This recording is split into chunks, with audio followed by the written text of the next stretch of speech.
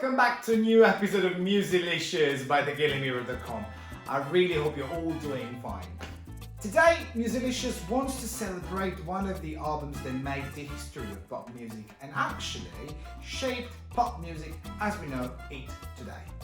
I'm talking about Futuresex Lovesound by Justin Timberlake. Now, to talk about this album, we need to go a few steps back in time. It was summer of 2006 and this album was anticipated and introduced to the market and to the fans by the up-tempo Sexy Back, which Timberlake produced with Timbaland. I really and honestly think that Sexy Back never aged and never ages actually, and it would not be strange if still today you would listen to it in a disco or on the radio.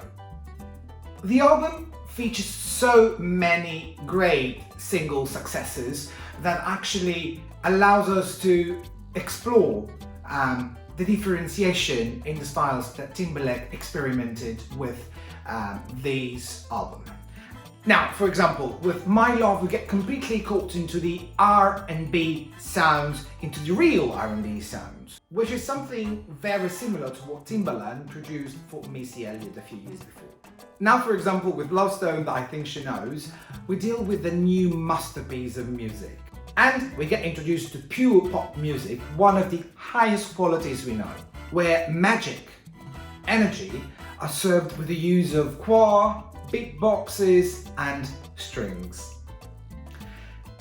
This album features so many masterpieces of music, and like the ballad What Goes Around Comes Around, which at the time of the recording of this video of Musilicious, it actually reached 317 million views on YouTube.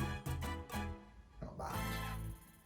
In this song, Timberlake and Timbaland actually silenced almost all the instruments that they had used so far to allow the anger and the soul of a wounded lover to come out and express themselves.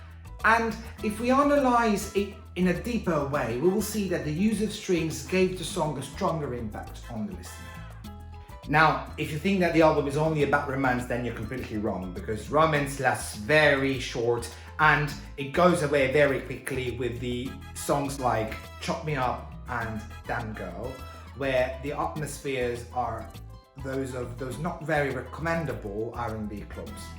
Futuresex Lovesound was met with genuinely and generally with positive feedbacks. Even though, according to Uncut magazine, the album was laudable but overreaching. On the other side, Rolling Stones magazine listed Futuresex Lovesound as 26th of their 2006 50 best albums. Not bad. We also know that the album has sold, up until today, 5 million copies worldwide. Another thing is that the album took very long to be produced and released. It took almost 3 years. But now it's time for the curiosity.